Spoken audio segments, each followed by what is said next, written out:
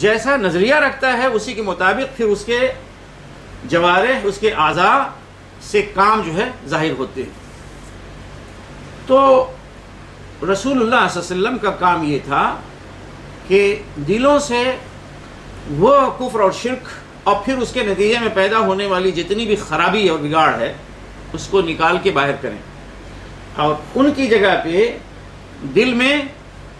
یعنی گویا یہ صفائی ہو گئی صفائی نا، صفائی کے بغیر ایمان کا بیج دل میں نہیں پڑ سکتا۔ اس کے بعد رسول اللہ صلی اللہ علیہ وسلم نے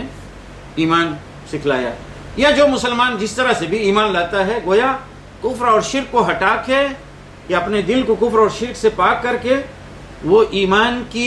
کا بیج ڈالتا ہے، اس کی آبیاری کرتا ہے۔ لیکن ایک اچھا مومن بننے کے لیے، ایک بہترین اور اللہ تعالیٰ کی نگاہ میں پسندیدہ اور محبوب مومن بننے کے لیے صرف اتنا ہی کافی نہیں ہے کہ آپ نے کہا کہ میں نے کفر اور شرک کو اور اس سے متعلق تمام چیزوں کو نکال کے پھینک دیا اور ایمان کو اپنے دل میں ڈال لیا،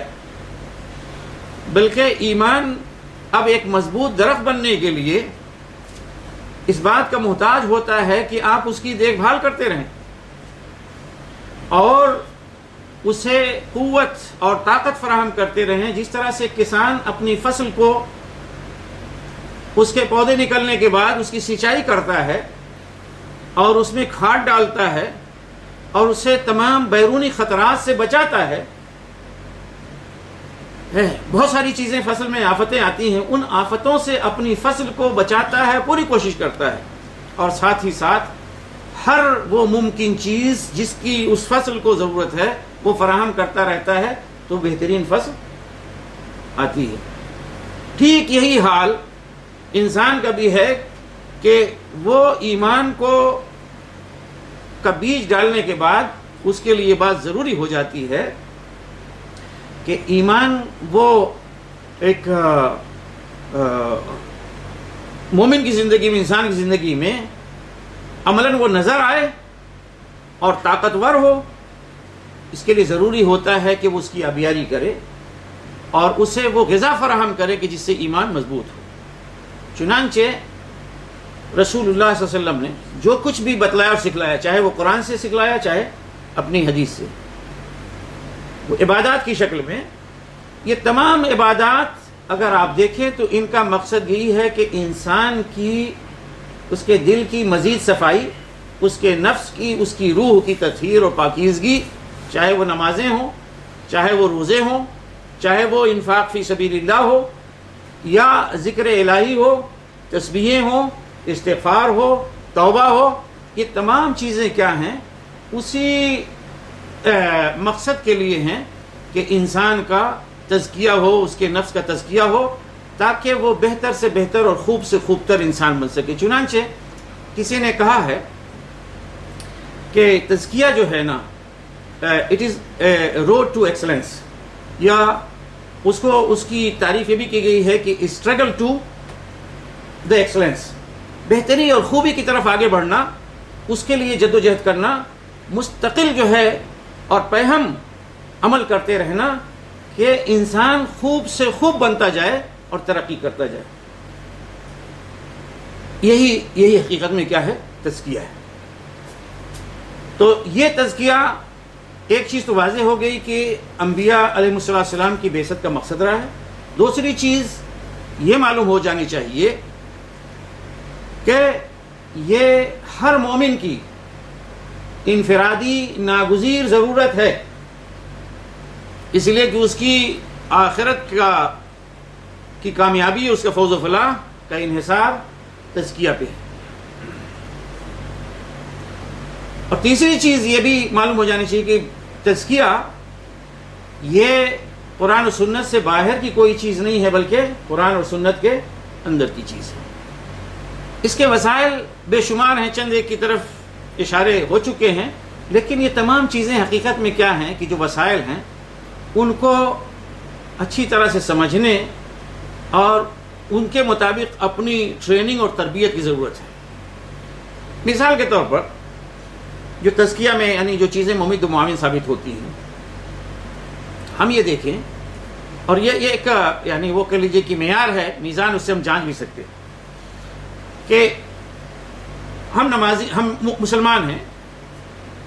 نماز بھی الحمدللہ پڑھ لیا کرتے ہیں، دوسری جو وہ واجبات ہیں، مثلا ابھی رمضان آنے والا ہے، اس کے روزے بھی رکھ لیں گے، حسب توفیق کچھ انفاق بھی کر دیتے ہیں. کیا ہم اسی طرح سے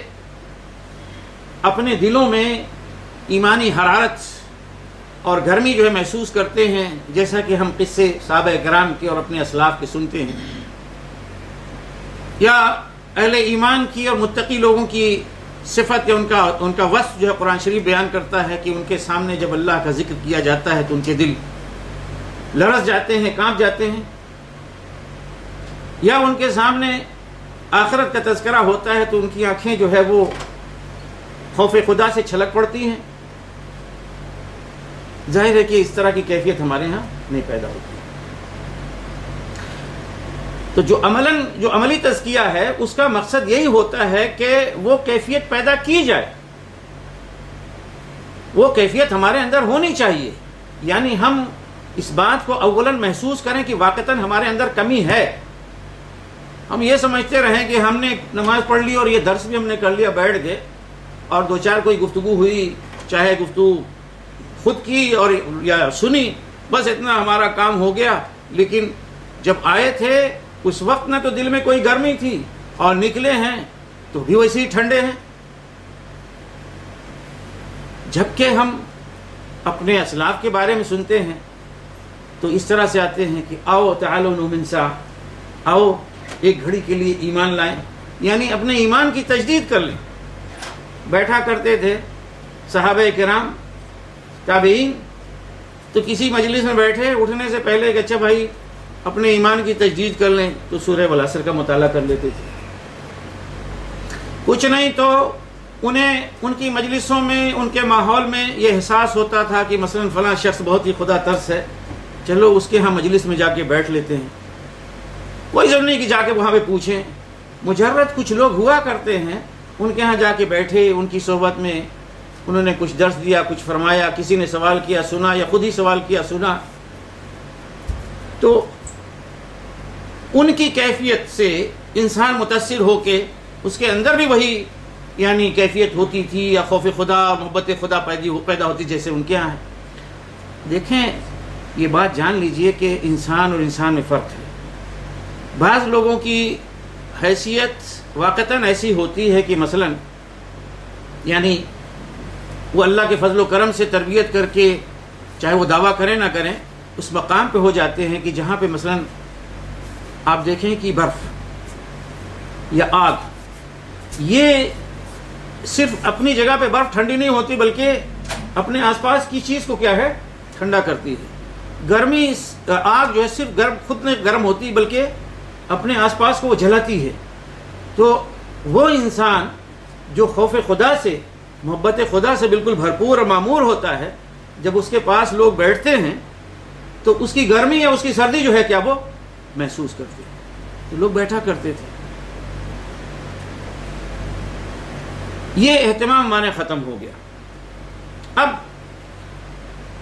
ہم بسا اوقات سنتے ہیں کہ فلاں کے ہاں فلاں جگہ پہ ذکر کا اہتمام ہوتا ہے.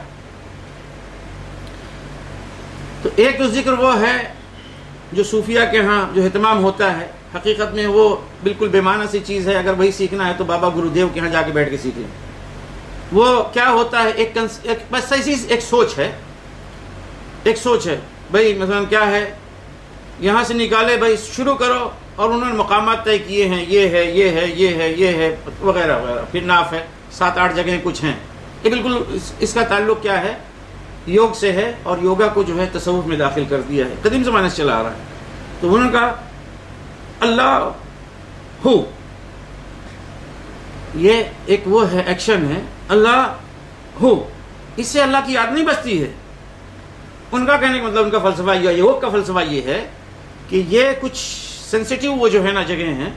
اور یہ صرف سوچ ہوتی ہے جو سوچ منتقل کرتی ہے. اس طرح کی سانس لیا، آغاز ہوا اللہ سے، اور ہو پہ جا کے ختم ہوئی سانس. یہاں سے لے کر یوں گھوم کے آئے، وہاں پہ سانس شروع کی اور وہاں پہ سانس